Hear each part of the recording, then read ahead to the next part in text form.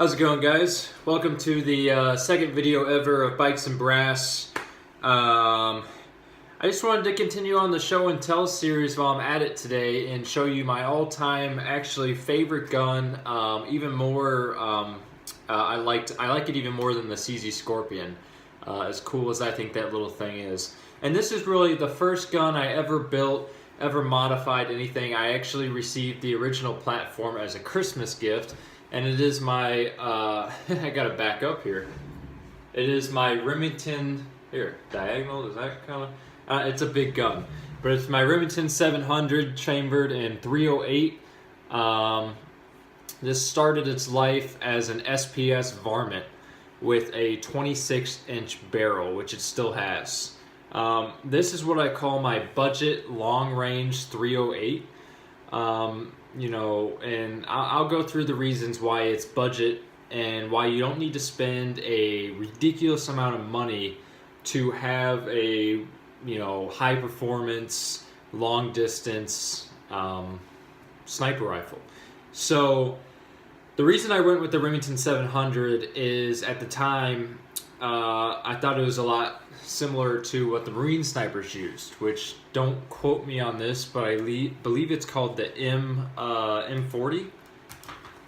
Sorry, I'm not military. I never claimed to be, and I'm just gonna actually look that up. Yeah, M40. Now I know there's some differences, obviously, but that was kind of the initial reason I went with it. You know, it at least looked fairly similar, but whatever. So I thought if it was good enough for them, it's definitely good enough for me. As I said, this started life as a Remington 700 SPS varmint. It came in like a dark gray with a few like white grip areas on the stock. The stock, as far as I know, was just like a plastic mold or something like that. It was really the weak point on the gun, but then it had this 26-inch heavy barrel, which is awesome. Works very well, by the way. And yeah, I mean, this, of course, classic Remington 700 action. Rifle's clear, by the way. I check every time I touch them. And besides that, so besides this barrel and the action, everything else has been modified on this gun, but it hasn't ended up costing a whole lot of money. So starting, I think, with the most important, you know, initial upgrade you can do for a long-range rifle, and that's your glass. You're not going to shoot long-range without a scope unless you're far better than I am. So I went with the Nikon Pro Staff, and it's 3.5 to 14 variable zoom reticle. It has BDC, bullet drop compensator, I believe. And it's really cool, actually. It comes with an app where you can enter in the rounds you'll be using, like specifically, you know, the company, how many grains it is, all that. And it'll tell you at different points of zoom where the bullet will drop based on your zero. So for instance, you could enter in you're using a 147 grain Remington core locked you know, round, and you're zeroed for 100 yards, and it would tell you the first dash down is 201, the second dash is 364, etc. So it's really simple because you enter that in and just have your phone up, or even just enter, you know, write it down. And if you're hunting, for example, you know, you can quickly reference that and determine where your drops will be. Now, I would, if you can, get to a range and actually test this out, especially before relying on it to hunt. From my experience, it's pretty accurate. I haven't had any issues with that app. It's actually really, really good. And that's not even taking in, you know, humidity and your sea level and all stuff, you know, stuff like that. So it works really well. The scope is well under $300. It has parallax adjustment out to, well, infinity, but the last, you know, it goes from, what is it? Yeah, 50 to 1,000 yards and then infinity. You know, you can focus it on the end. like I said, variable zoom. I think it's a 30 millimeter reticle. This one does have a sunshade on it, just FYI. And then quarter MOA adjustment knobs up here. You can even order turrets for this thing for like 150 bucks. So it's a great scope. I have no problems with it. You know, I wish the zoom was a little bit farther, but for under 300 bucks, I can't complain that much. It works really, really well. Good quality piece of equipment for the price. The second upgrade I would do, and the second upgrade I believe that I actually did do, is the stock. So the original stock, like I said, is kind of flimsy, kind of cheap. It's not a free floated barrel.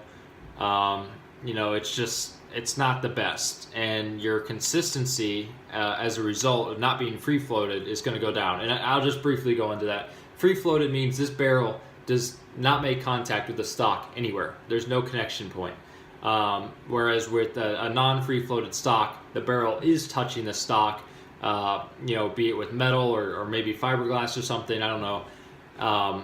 So when the barrel heats up and, you know, or shrinks or, you know, expands or whatever, your accuracy is going to be off ever so slightly, which is big when you're trying to go out, you know, past 200 yards or something. So this is the Bell & Carlson, I believe it's called the Medalist stock now. Works very well. It's got 2 attachment points up front, which is why I have a bipod, and I could also get a sling on it. It's got a little hook, so when you're shooting it, see if I can do this. Here, let me just put well, yeah, you won't be able to see. When you're shooting it off a bench or prone, you can actually tuck your arm under there and pull it to you, which in my experience helps with accuracy as well. This one's OD green, and it's got little black, I don't know what they are, almost like splatters. And then it's got a nice foam, yeah, I'll say it's foam, butt pad, which really does help with felt recoil as well. Works very good. This whole stock, I believe, was under 300 bucks. So you can look it up, Bell & Carlson Medalist. It used to be called, I think, the Light Tactical, and they changed the name for some reason. I've got these little rails I added on here, Picatinny rails. They were cheap, under 50 bucks. This is just a Harris I think it's Harris bipod. Got that off of Amazon. That was well under 100 bucks. It works well for what I need it for. And then I've got a little mag extender, and this I think it takes it to 10 round capacity, and that was like a $20 part. I'll link everything in the description. It was very cheap though. Works very well. You know, the original capacity I think was only like 3 or 4 rounds. So that's a nice help in my opinion.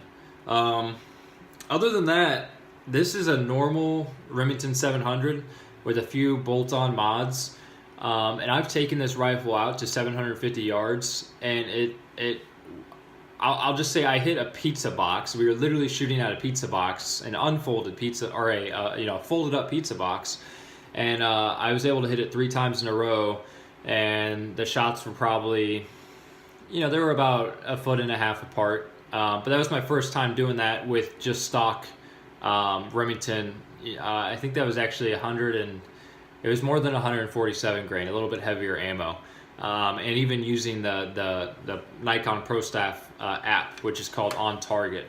So very happy with that. I just wanted to make this video real quick though, you know, to kind of showcase the rifle, because I will be upgrading it soon, and it's not going to be so budget anymore.